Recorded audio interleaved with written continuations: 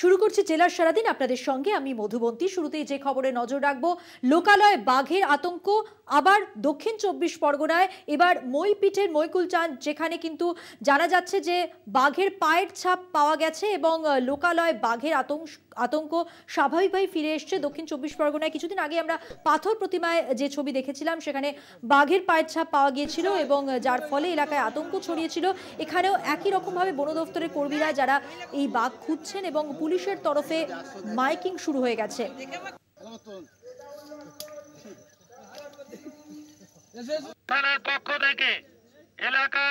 মইপিঠের পেটকুলচাঁদের ঘটনা। সতর্কবার্তা, আপনারা জানেন যে পেটকুলচাঁদ জঙ্গলে কিছুক্ষণ আগে ফরেস্ট ডিপার্টমেন্ট একটি বাঘ এসেছে, সেটা নিশ্চিত করেছে। আপনারা কেউ এই জঙ্গলের কাছে আসবেন না। ফরেস্ট ডিপার্টমেন্ট তাদের কর্মীদের নিয়ে বাঘটিকে আবার জঙ্গলে ফেরত পাঠানোর চেষ্টা করছে। আপনারা ফরেস্টের কোনো কাজে বাধা দেবেন না বা বিঘ্ন ঘটাবেন না। প্রত্যেক জনসাধারণের উদ্দেশ্যে শোনালাম পুলিশের পক্ষ থেকে যে মাইকিং করা হচ্ছে এবং স্বাভাবিকভাবে এলাকায় আতঙ্ক ছড়িয়েছে। বাঘের পায়ের ছাপ পাওয়া গেছে মইপিঠের পেটকুলচাঁদে। কথা বলবো, সেখান থেকে রয়েছেন আমাদের প্রতিনিধি রাজু দাস। রাজু, এলাকায় আতঙ্ক আমরা দেখতে পাচ্ছি, বাঘের পায়ের ছাপ পাওয়া গেছে। পুলিশ সূত্রে কি জানা যাচ্ছে? প্রশাসনের পক্ষ থেকে কি ব্যবস্থা নেওয়া হয়েছে? আর দেখো, পুলিশ ও বন দপ্তর উভয় কিন্তু কাজ শুরু করে দিয়েছে খবর পাওয়ার সাথে সাথে। আজ দুপুরে এক মৎস্যজীবী সে যখন কাঁকড়া ধরতে গেছিল, সামনেই যে মাতলা নদী আছে সেই মাতলা নদীর এবং সেই মাতলা নদীর পার ঘেঁষে কিন্তু ম্যানগ্রোভ রয়েছে, যে লোকালয়ের সামনে সেই ম্যানগ্রোভে পায়ের ছাপ দেখতে পায়।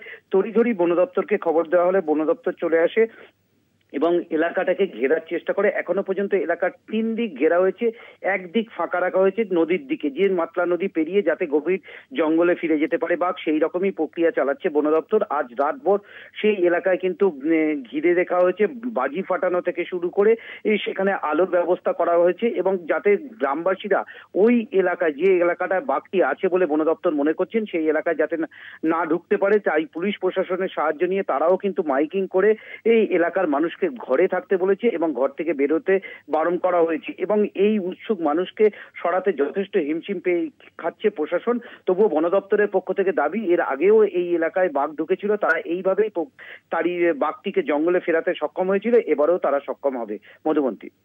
ধন্যবাদ রাজু। কথা বললাম আমাদের প্রতিনিধি রাজু দাসের সঙ্গে। দেখতেই পাচ্ছেন বন দপ্তরের কর্মী এবং পুলিশ, তারা দুপক্ষই কিন্তু বেশ তৎপর।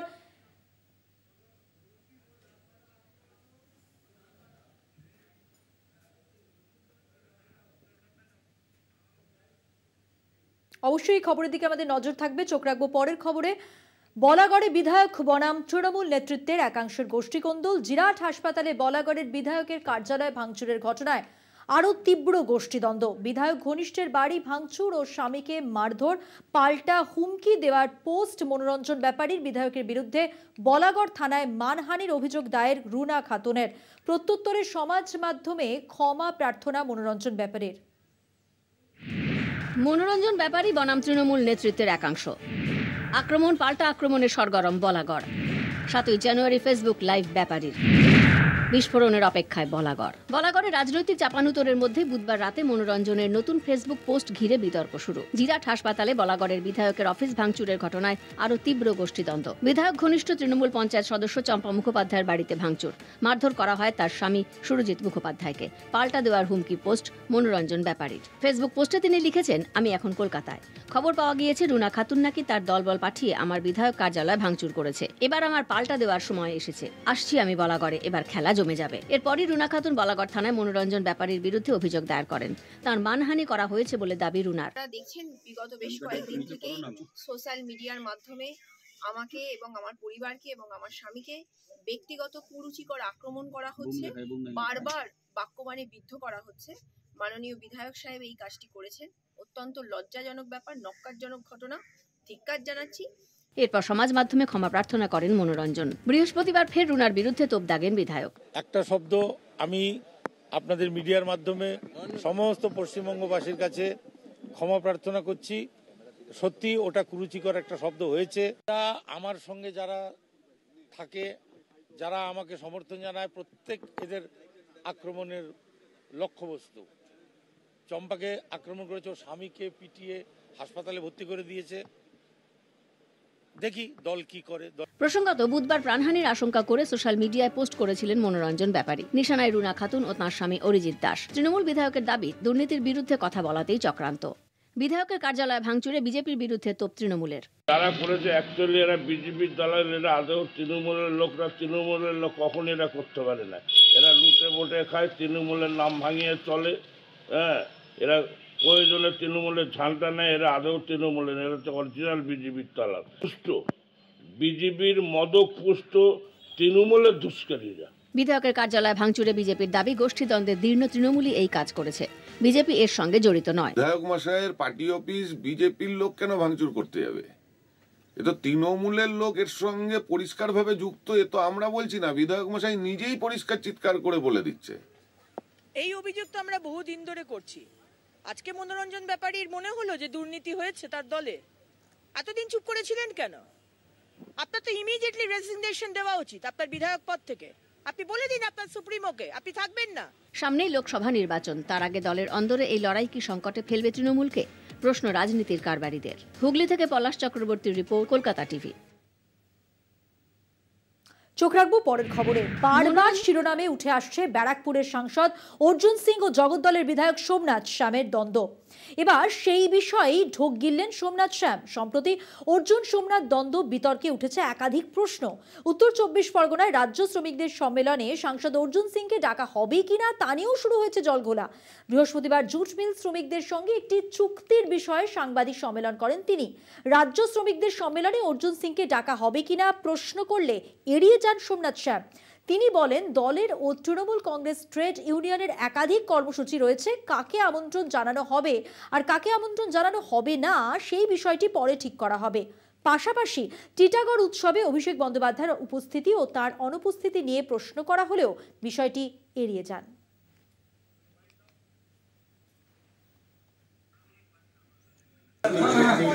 ডিস্ট্রিক্ট ওয়াইজ আমরা ম্যারাথন মিটিং করব এবং জুট মিল হেডগুলোতেও যে আমরা মিটিং করব। তারপরে জুট সমাবেশ আমরা ফার্স্ট উইক অফ ফেব্রুয়ারিতে ভেবেছি, যদি সময় লাগে সেটা আরও এগোবে। আগে আমরা পুরো বাংলা জুড়ে সব জায়গায় যাওয়ার পরেই আমরা আমাদের সমাবেশ করব। সেই সময় নিশ্চয়ই সিদ্ধান্ত হবে যে জুট ইন্ডাস্ট্রিতে যারাই থাকবে তাদের নিশ্চয়ই ডাকা হবে। কে বা কারা সেটা এই মুহূর্তে বলা সম্ভব না। বক্তব্য বলতে গিয়েছি যে সাংগঠনিক জেলা সভাপতি তো সাংসদকে ডাকবেন কিনা, আমন্ত্রণ জানাবেন যখন হবে তখন নিশ্চয়ই শুনে নেবেন আমার কাছ থেকে। চৌকাঠে 24 গোষ্ঠীদ্বন্দ্বের জেরবার বীরভূম বিজেপি। অনুপম ধ্রুব সাহা দ্বন্দ্বের পর এবার বোলপুর সাংগঠনিক বিজেপি জেলা সভাপতির বিরুদ্ধে দুর্নীতির অভিযোগ আনলেন দলেরই ওবিসি মোর্চার প্রাক্তন সভাপতি। বীরভূমে বিজেপির গোষ্ঠীদ্বন্দ্ব নতুন নয়। হালের পৌষ মেলা থেকে শুরু করে বিজয়া সম্মেলনে বিজেপির আলাদা দুটি স্টলে স্পষ্ট হয়েছিল দলীয় কোন্দল। বারবার দলের জেলা নেতৃত্ব এবং রাজ্য নেতৃত্বের বিরুদ্ধে দুর্নীতির অভিযোগ এনেছেন অনুপম হাজরা, যার জেরে দলীয় পদ থেকে সরিয়ে দেওয়া হয়েছে অনুপমকে। ছেটে দেওয়া হয়েছে তার কেন্দ্রীয় নিরাপত্তাও। ফের প্রকাশ্যে বোলপুরে বিজেপির কোন্দল। বোলপুর সাংগঠনিক বিজেপি জেলা সভাপতি সন্ন্যাসীচরণ মণ্ডলের বিরুদ্ধে একাধিক দুর্নীতির অভিযোগ আনলেন দলেরই প্রাক্তন ওবিসি মোর্চার সভাপতি। একাধিক দুর্নীতির উদাহরণ তুলে এনে সন্ন্যাসী মণ্ডলের দুর্নীতির পর্দা ফাঁস করেছেন সোমনাথ ঘোষ। অভিযোগ ওনাকে সরাতে হবে, এটাই আমাদের অভিযোগ। যদি না সরায় তাহলে কিন্তু আমরা বিগত লোকসভা ভোটে জয়লাভ করতে পারবো না এই জেলা সভাপতি থাকা গেল। তার বিরুদ্ধে ওঠা সমস্ত অভিযোগ মিথ্যে ঘোষণা করে সন্ন্যাসীর পাল্টা দাবি, দলের ওবিসি মোর্চার প্রাক্তন সভাপতি আসলে তৃণমূলের লোক। ভোটের আগে বিজেপিকে অপদস্থ করতে এই ধরনের মিথ্যে অভিযোগ আনছেন তিনি। মিথ্যা অভিযোগের বিরুদ্ধে আদালতে যাওয়ার কথাও জানিয়েছেন সন্ন্যাসী। নিজের অ্যাকাউন্ট থেকে অন্যজনের নামে এইভাবে কোনো এখতিয়ার নাই। আমি ইমিডিয়েট ওই মহাপুরুষের নামে আমি কোর্টে আর কেস করব। উনি প্রমাণ দেবেন যে আমি এই যে উনি উল্টোপাল্টা বলছেন, একজন মানুষ হিসাবে অমানুষ এবং পশুর মতন আচরণ একজন স্বচ্ছ ব্যক্তিকে এইভাবে মিথ্যা অপপ্রচারের মধ্য দিয়ে কালিমালিপ্ত করা যায় না। পুজোর পর বিজয় সম্মেলনী নিয়ে সামনে এসেছিল বিজেপির নতুন পুরনো দ্বন্দ্ব। সেই সময় রামপুরহাটে দুটি বিজয় সম্মেলনীর আয়োজন হয়েছিল। একটিতে ছিলেন অনুপম ঘনিষ্ঠ পুরনোরা, অন্যদিকে রামপুরহাটে ধ্রুব সাহার অফিসে বিজয় সম্মেলনীতে যোগ দেন দলের নতুন কর্মীরা। হালে পৌষ মেলায় দুটি স্টল হয়েছিল বিজেপির, একটি জেলা বিজেপি স্টল, অন্যটি অনুপমের। একের পর এক দুর্নীতির অভিযোগে জেলায় একরকম একঘরেই হয়ে গেছেন অনুপম হাজরা। অনুপমের বিজেপি বিরোধিতায় বারবার প্রশ্ন উঠেছে, তিনি কি তবে তৃণমূলের সঙ্গে হাত মিলাচ্ছেন? যদিও তৃণমূল সংযোগ এড়িয়ে অনুপম দুর্নীতিমুক্ত বিজেপির হয়ে সওয়াল করেছেন প্রথম থেকেই। সেই দুর্নীতির প্রশ্নই ফের একবার মাথাচাড়া দিল জেলা বিজেপির অন্দরে। বীরভূম থেকে মনা বীরবংশীর রিপোর্ট, কলকাতা টিভি।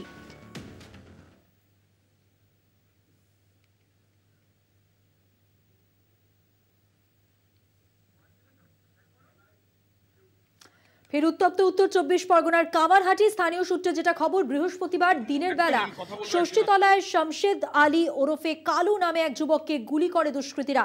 দুপুরের দিকে বাড়ির সামনে মসজিদে বসেছিলেন কালু, আর ঠিক সেই সময় বছর 34-এর ওই যুবককে লক্ষ্য করে গুলি করে আততায়ীরা। গুলি ছোড়ার পর বাইকে করে চম্পট দেয় তারা। খবর পেয়ে ঘটনাস্থলে পৌঁছয় পুলিশ।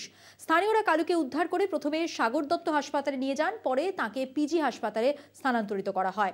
কালুর হাতে ও পায়ে গুলি লেগেছে বলে খবর। স্থানীয়দের দাবি, তৃণমূলের একনিষ্ঠ সমর্থক কালু। সারাদিন দলের কাজই করতেন তিনি। শুট আউটের পর থমথমে হয়ে রয়েছে গোটা এলাকা। আতঙ্কে স্থানীয়রা দোকানপাট বন্ধ করে রেখেছেন। থানা থেকে ঢিল ছোড়া দূরত্বে শুট আউটে পুলিশি ভূমিকা নিয়ে উঠছে প্রশ্ন।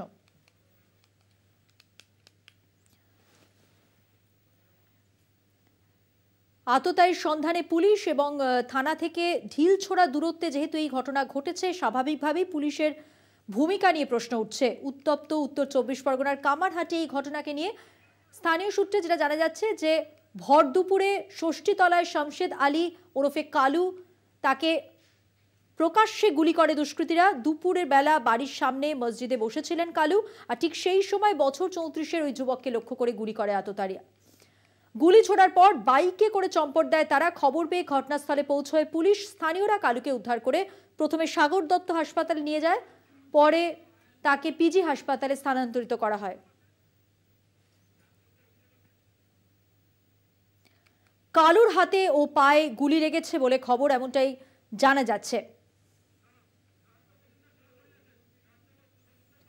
প্রতিনিধি জয়ন্ত মজুমদার এই মুহূর্তে সরাসরি রয়েছেন। এই ঘটনা সম্পর্কে আরো বিস্তারিত তথ্য জেনে নেব জয়ন্তর কাছ থেকে।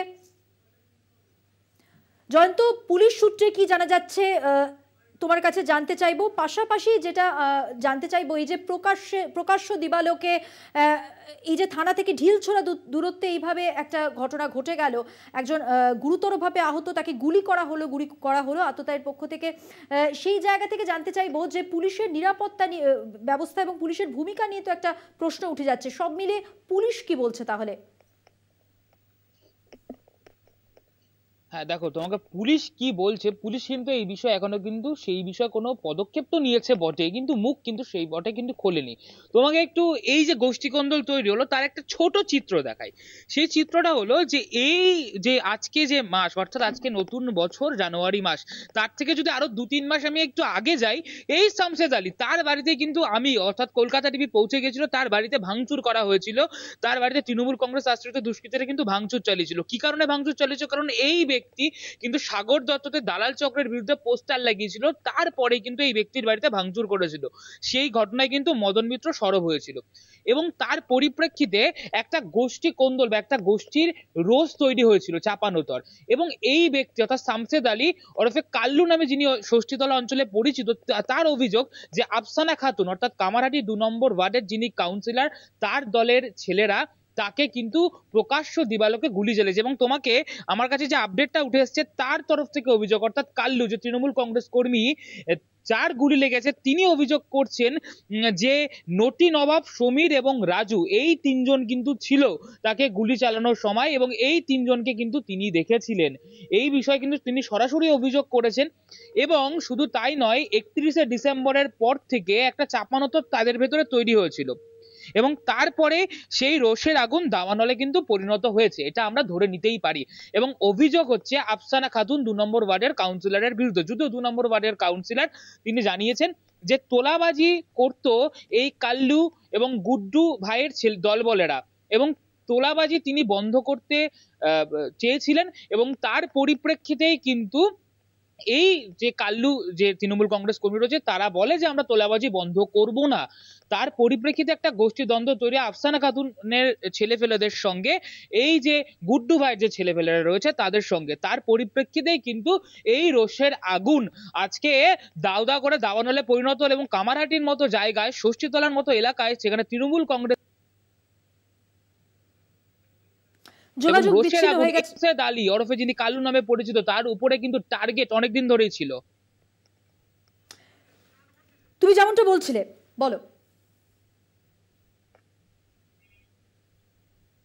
হ্যাঁ দেখো, তোমাকে বলি যে রোষের আগুন ছিল যে শামশেদ আলী যে কাল্লু, যে তৃণমূল কংগ্রেস কর্মী রয়েছে, সে তৃণমূল কংগ্রেস কর্মীর অভিযোগ ছিল যে আফসানা খাতুন অর্থাৎ 2 নম্বর ওয়ার্ডের যে কাউন্সিলর তার দলের ছেলেপেলেরা তাকে ষড়যন্ত্র করে কিন্তু আজকে গুলি চালিয়েছে। কিন্তু আফসানা খাতুনের পাল্টা দাবি তিনি যেটা আমাদেরকে বলেছেন, প্রতিবাদ করেছিলেন তিনি এবং তার জন্যই এই ঘটনা, তাকে এইভাবে গুরুতর আহত অবস্থা এখন চিকিৎসাধীন রাখা হয়েছে এবং পরবর্তী সময় পুলিশি তদন্তে কি উঠে আসে অবশ্যই সেদিকে আমাদের নজর থাকবে। আপাতত ধন্যবাদ তোমাকে।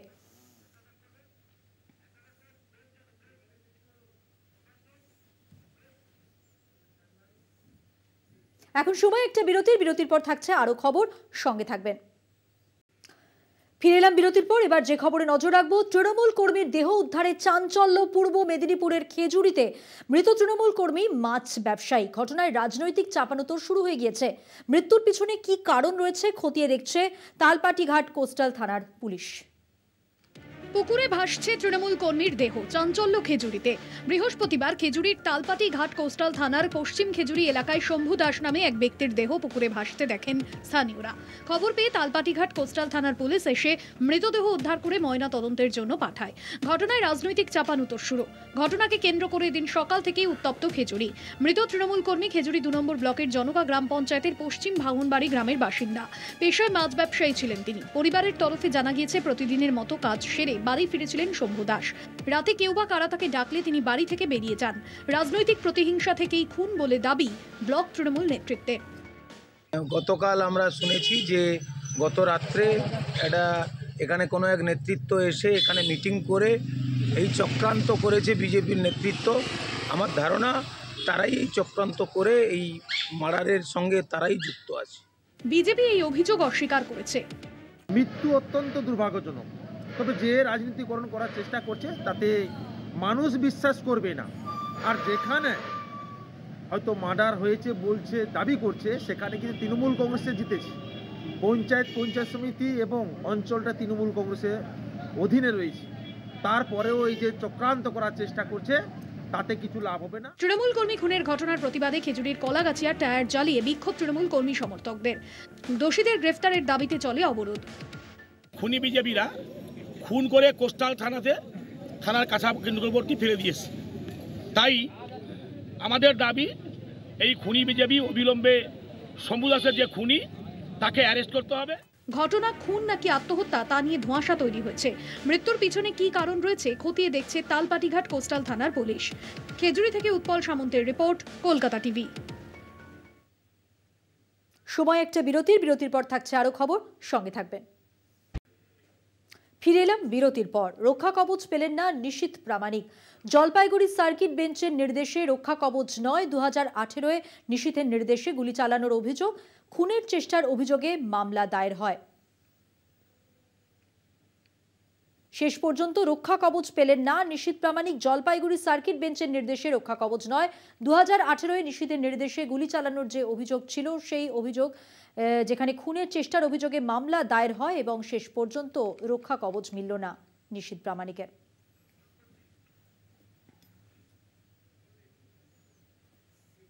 জেলার সারাদিন আজকের মতো এ পর্যন্তই। দেখছেন কলকাতা টিভি, রাত দিন 7 দিন।